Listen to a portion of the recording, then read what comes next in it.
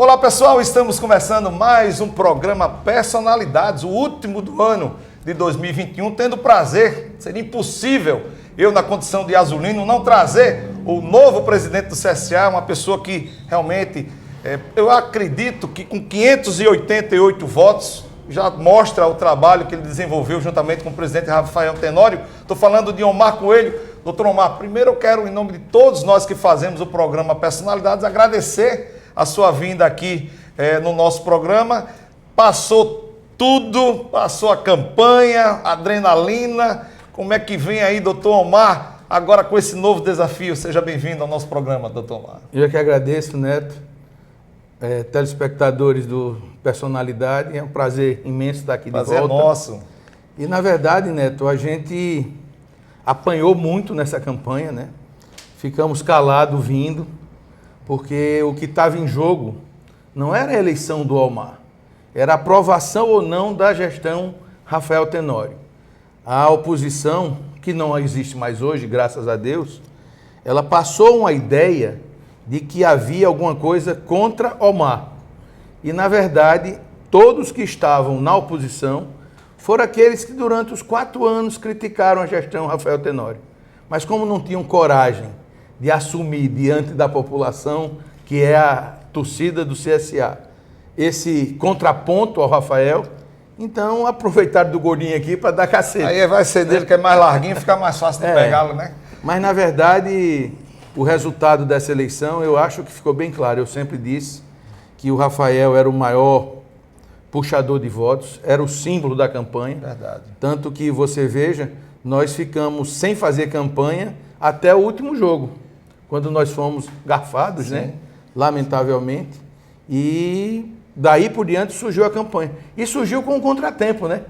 Foi naquele dia da revolta do Rafael, Sim. com tudo aquilo que aconteceu, dizendo que não ia apoiar ninguém, né? Que foi a grande folia da oposição, que achando que, Vibraram, né? que poderia mudar o resultado da partida, né? Vamos falando em futebol, mas que eu tinha plena convicção, porque o Rafael, em momento nenhum desses 4 anos, ele sonhou em nos abandonar. Caminhamos junto e ele dizia: fui o único diretor eleito a terminar com ele, de todos eleitos em 2017. Então eu não tinha dúvida disso, pelo caráter que ele tem, pela hombridade dele, que ele iria seguir conosco até o fim. E é por isso que segue conosco, seguiu conosco até o fim e agora recomeça novamente em outra função, né, de presidente do conselho. Nós devemos eleger Rafael no dia 22 agora, de dezembro. Foi eu me lembro que era em janeiro, no caso foi antecedente. Na verdade, aquilo foi outra jogada da oposição, que qual era o sentimento nosso e do próprio Rafael também. Se eles ganham, jogando a eleição para janeiro, eles teriam tempo para movimentar, já que estavam com a caneta na mão do executivo, né? E angariar votos para botar o presidente que bem lhe aprovesse. E isso não aconteceu, graças a Deus. Não combinou, né? Não deu para combinar, não deu tempo de combinar, não, né? Combinou com os russos, né?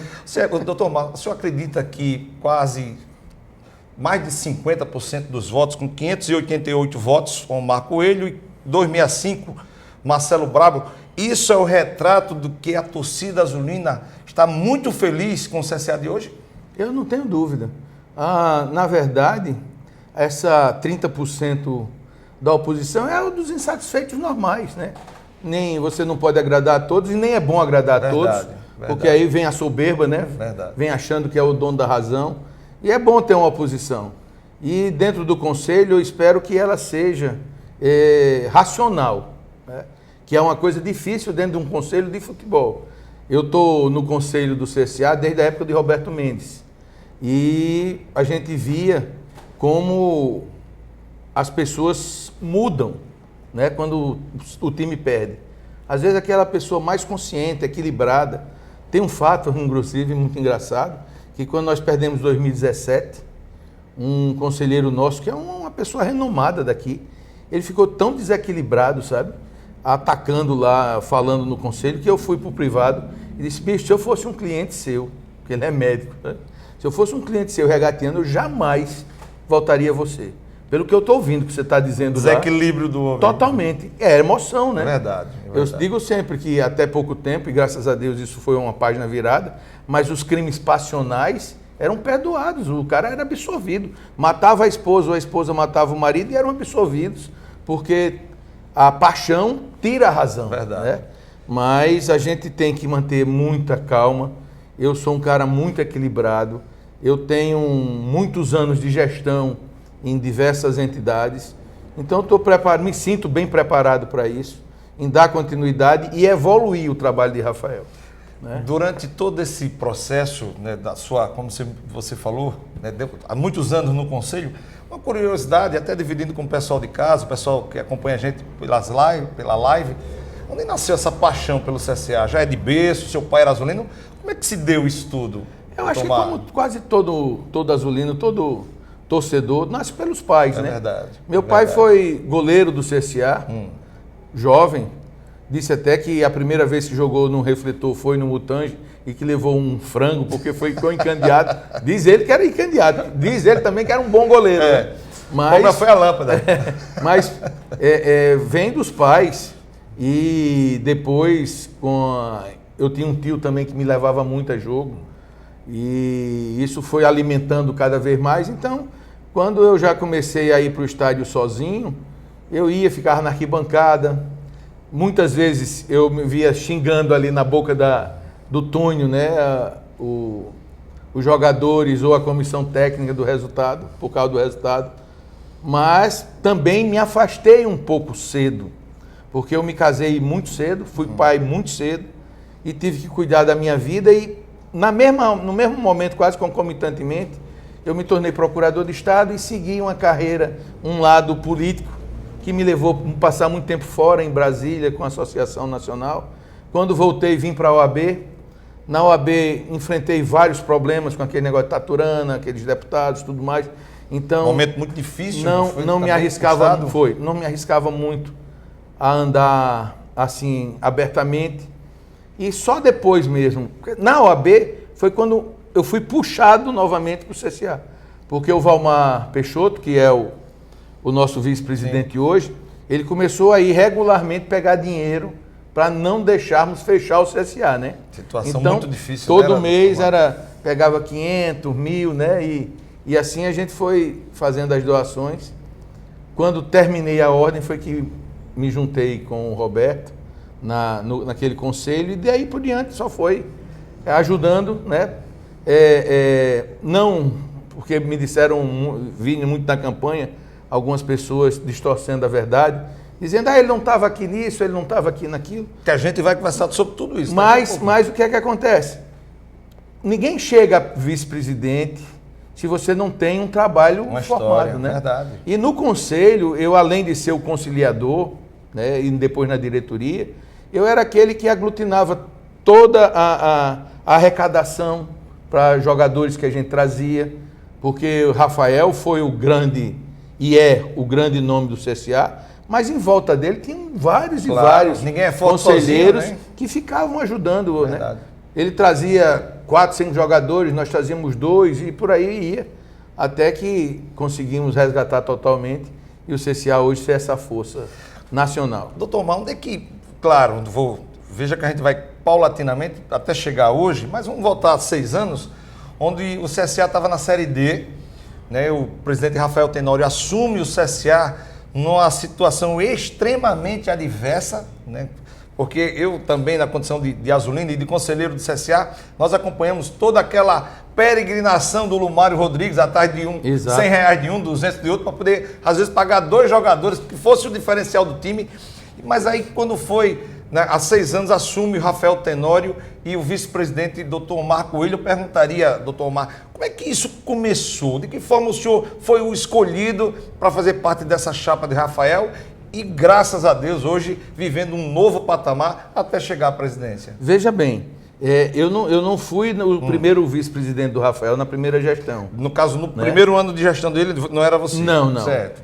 A minha atividade, digamos assim, começou com o Roberto. Quando o Roberto disse que não segurava mais, iria renunciar, houve um movimento para que eu fosse o candidato, né? Todo mundo se lembra que havia uma resistência muito grande ao nome do Rafael, porque ele já tinha passado pelo CCA e, segundo diziam, tinham abandonado o CCA, e aí ninguém o queria, né? E ficou uma forçação muito grande para que eu aceitasse. Mas eu sou um cara muito consciente das coisas. Naquele momento, em 2015, eu tinha acabado de passar por uma campanha eleitoral, que eu fui candidato ao Senado, e onde me prometeram muita coisa, não me deram quase nada. A promessa foi grande, né? E eu tive que bancar a minha candidatura, né? Que foi muito pequena junto à dos candidatos de renome, mas todas as minhas economias como adquiridas como advogado, já que procurador de Estado, a gente vive bem, mas vive, né? No funcionário público não dá para juntar dinheiro, verdade, né? É verdade. Eu sempre digo, eu dizia isso, inclusive quando entregava as carteirinhas dos advogados na ordem, se você quiser enriquecer, não vai ser funcionário público. Porque segundo o Graciliano, funcionário público é aquele que ganha o suficiente para viver endividado. É verdade, né? É verdade. Mas eu disse, olha, se você precisar de alguns recursos hoje, eu não tenho, porque eu tenho que me recuperar da campanha. Inclusive, essa negativa minha foi usada na campanha também como se eu nunca tivesse pretendido a ser presidente. Mas o que é que acontece? Com isso, eu fui para o conselho, fui eu que organizei junto com outras pessoas essa união com o Rafael. Me disseram que eu era apoiador de Catanha, eu nunca fui. Me chamaram para ver a proposta do Catanha, e dizendo que ele tinha um projeto maravilhoso para o CCA. E aí eu fui no Niuacata, e lá sentei com o Catanha e disse, qual é o seu projeto? Ele me tirou uma folha de papel ofício, todo rabiscado a caneta, que eu não conseguia entender absolutamente nada, aí virei para ele e digo, esse é o projeto do CCA? Ele disse, eu digo, tá bom, me desculpe, mas dá para mim não. Não dá, né? Porque o CCA é uma coisa séria. Verdade. E a gente começou a ter uma dimensão maior do que era o CCA mesmo, Neto. Foi quando, numa reunião que nós fizemos, e eu liderei essa organização, a gente tem foto dela, tem tudo, o doutor Estácio estava presidindo a sessão, e vários conselheiros, e tinha um senhor bem humilde, sentado logo na primeira cadeira, com um saco branco, desse saco de supermercado. Né? E muita gente falando, tudo mais. Lá para o final, esse cidadão pediu a palavra. Aí disse o nome dele, que realmente não lembro. Disse, olha, eu sou uma pessoa que na minha casa já faltou comida, já faltou água, já faltou luz, passamos fome, mas uma coisa que eu nunca deixei de pagar foi a minha contribuição social. E aquele saco era cheio de boletos.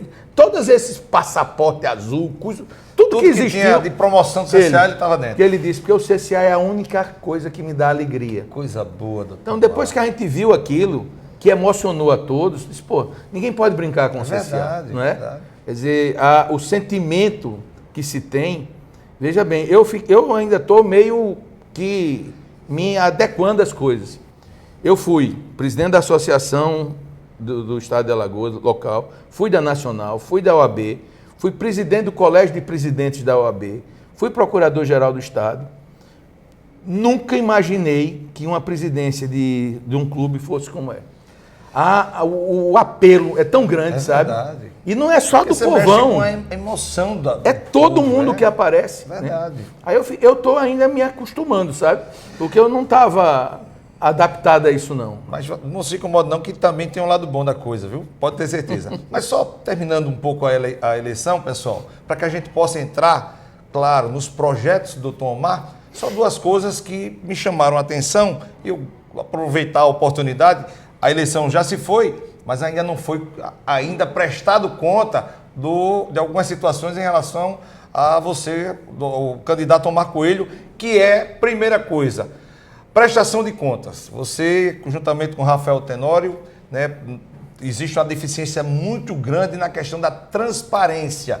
A chapa opositora sempre relatou isso. Eu acho que seria uma oportunidade muito boa para que o senhor, até em nome também do Rafael Tenório, pudesse aqui no nosso programa, um programa, né, que gradativamente vai conquistando o seu espaço dentro da comunicação de Alagoas, pudesse agora olhar para a Câmara e falar com a sua torcida por que isso. Por que essa acusação, né, da ausência da transparência dentro da gestão Rafael Tenório? É bem verdade que o CSA passou um período sem apresentar suas contas, né? Aliás, ela apresentava ao conselho, era aprovada, mas não tornava público. E o motivo é muito simples. Nós, quando assumimos o CSA era um time fora de série.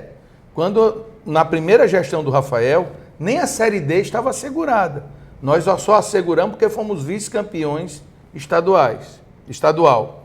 E aí começa uma subida meteórica do futebol, mas a parte administrativa e contábil não acompanhou aquele crescimento.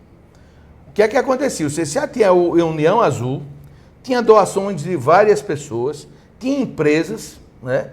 E isso tinha que ser acomodado dentro de um orçamento para quando fosse apresentado o balanço, ser consistente.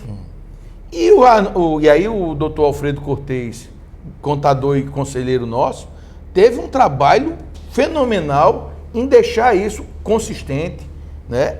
E por isso era sempre olha, vamos aguardar mais um pouco, porque está faltando documentos, né? Vamos buscar onde é que está faltando isso. E a gente não poderia apresentar o balanço pura e simplesmente sem os documentos que comprovassem aquilo tudo. Verdade, né? verdade. Então começou falta transparência. Eu tomei à frente, inclusive, aquele jornalista famoso do Brasil, o Rodrigo Campelo, que cuida muito dessa parte das finanças do clube.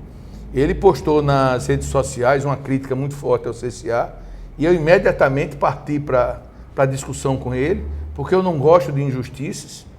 E, felizmente, em 2020, quando nós tivemos condição de apresentar todos os balanços, mas todos, ele fez questão também de mencionar que o CSA agora estava realmente perfeito, porque realmente é um case de sucesso, o trabalho que o Rafael desenvolveu, e inclusive a única senão era essa questão da transparência, que não era por querer, era por necessidade que ela existia. E desde 2020 não tem nada disso. E aí o que é que acontece? Lá vem o pessoal trazendo essa discussão e dizendo, não, elogiava o Rafael e a chapa era transparência. Eu disse ao Rafael, olha, eles querem tanto você, que a chapa é avançar com transparência, ou seja, você nem avançou, nem é transparente. Agora caia na ladainha deles. E queriam o Rafael no conselho deles, né? Queriam. Mas vamos lá. Respondido, só uma outra observação para a gente entrar no novo conceito do CSA, o CSA de 2022, o CSA diferente, modo Omar Coelho de fazer gestão. O senhor também foi acusado de acabar com a base. O CSA não vai mais para a Copinha, o CSA não tem mais aquele garoto, não revela mais ninguém. O que foi que aconteceu, doutor Marcos? O senhor acabou com a base do CSA? Uma outra grande injustiça, sabe? E essa machucou muito porque eu não me defendia, né? Porque precisava do respaldo do Rafael, e o Rafael, na verdade, ele só foi tornar isso público mesmo, com veemência, no domingo que antecedeu as eleições. Que ele deu entrevista numa rádio, e ele disse, quem fechou a base fui eu, porque foi exatamente isso que aconteceu. Agora, dizer que nós acabamos com a base, a gente não acaba com aquilo que não existe, né? Em 2018, o CSA não tinha base.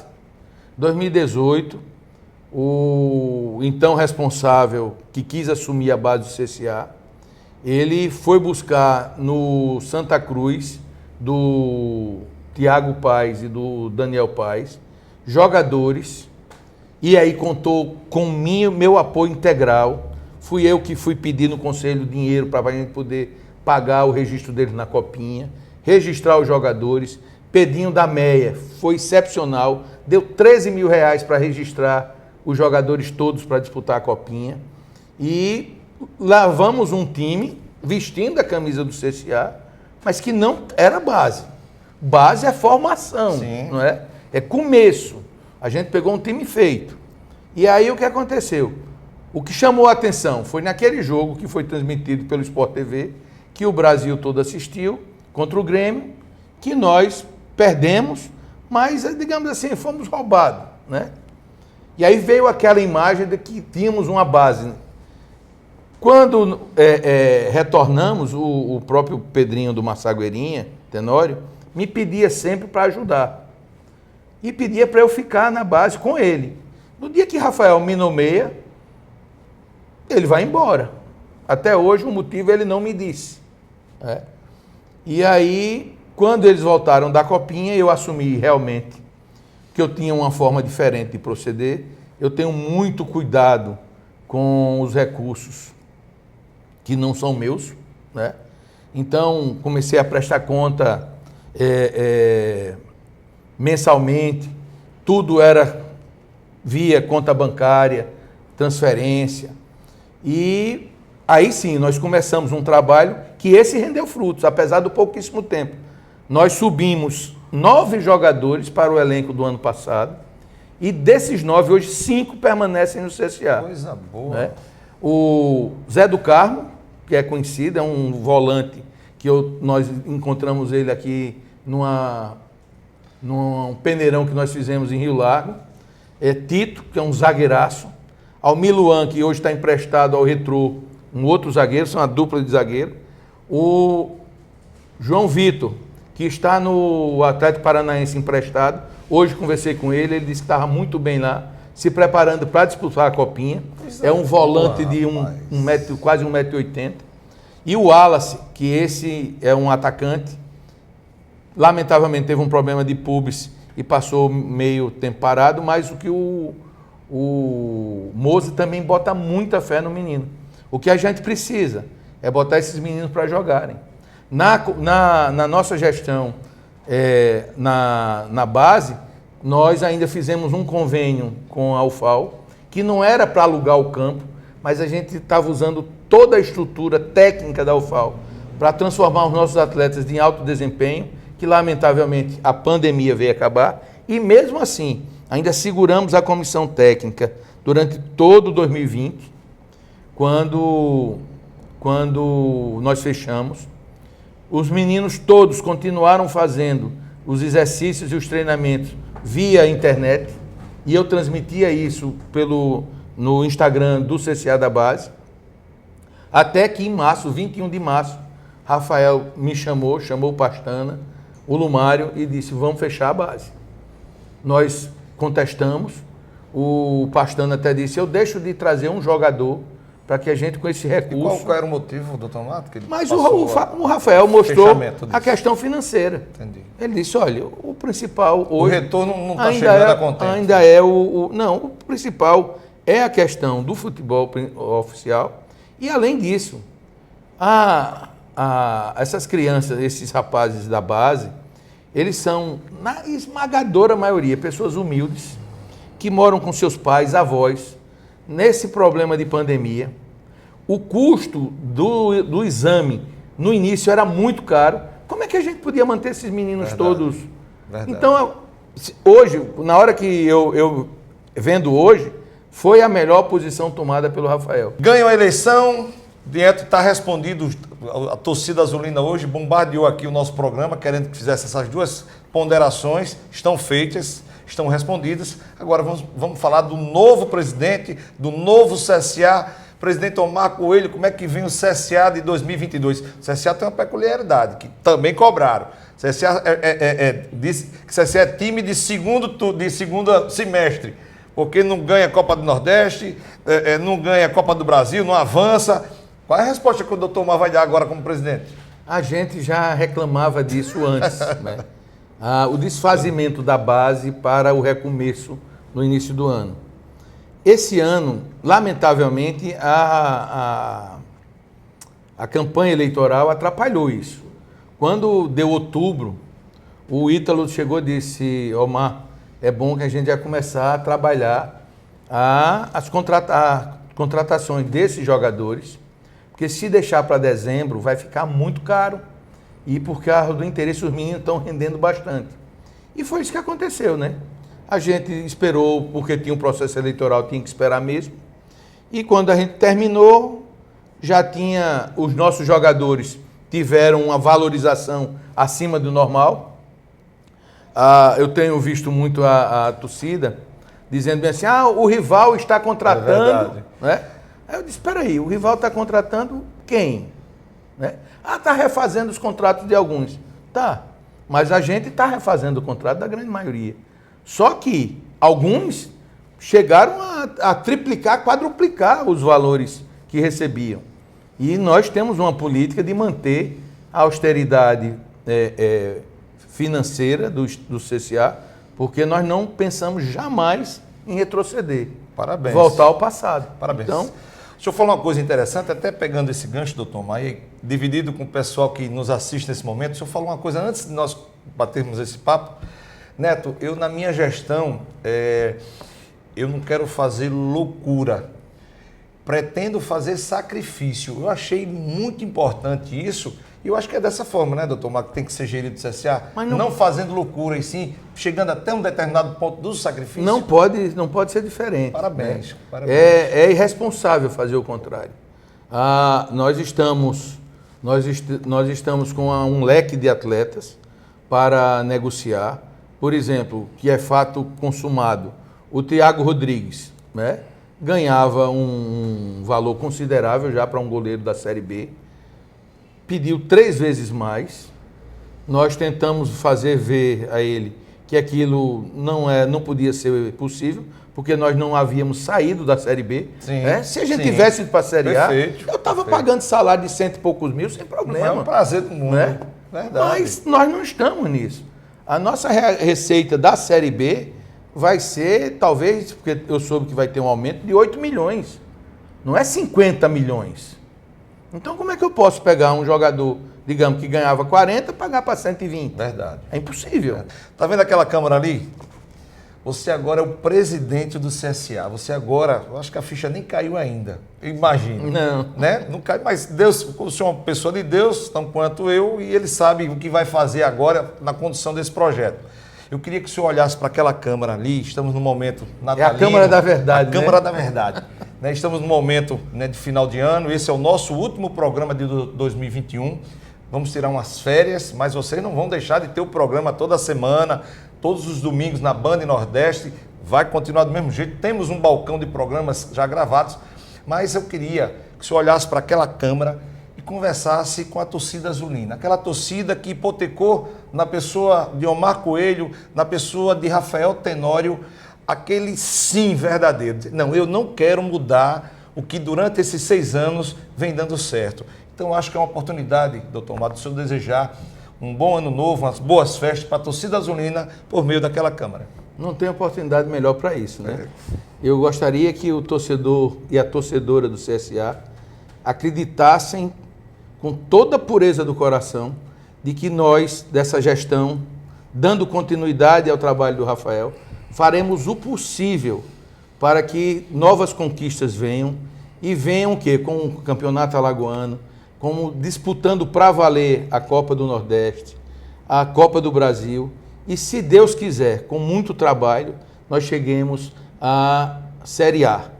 Vamos nos empenhar. E essa Série A é especial, porque todos os grandes clubes da Série A estão aqui, então o gostinho vai ser muito mais palatável, mais saudável para todos nós. Um Feliz Natal, um próspero Ano Novo, e que o ano que vem a gente esteja, nesse mesmo período, comemorando o acesso. É isso aí. Pessoal, cadê a minha equipe de produção? 1, 2, 3, já! Show de bola! Eu quero, em nome de todo esse pessoal aí que durante o ano todo estão comigo, por trás das câmeras, desejar à sua pessoa boa sorte e faça, doutor Mar, desse espaço a sua verdadeira tribuna durante o ano de 2022. Obrigado, Neto. Tamo junto. É isso aí, gente. Lembrando que o nosso programa tem o apoio cultural dessa casa maravilhosa, Hotel Tambaqui. Se você vai receber tanto o pessoal de casa como o pessoal que acompanha por meio das nossas lives, vai receber a sua família, seus amigos. Vem aqui para o Hotel Tambaqui. Está aí embaixo o telefone do Hotel Tambaqui. Faça a sua família se juntar com a família Tambaqui. Se você também vai construir ou reformar, não esqueça, o melhor lugar chama-se Carajás. Vai na Carajás que o seu sonho realmente vai se tornar realidade. Se você também não segue ainda as nossas redes sociais, vai lá, @Programa de Personalidades, como também maior portal de comunicação, doutor Mar, de Alagoas, Portal Cada Minuto, cada mim, viu, pessoal? Portal Cada Minuto, então vem com seu amigo Neto Alto, @Neto Alto, fazer parte desse novo contexto de comunicação. Um grande abraço, pessoal. Tchau. Valeu!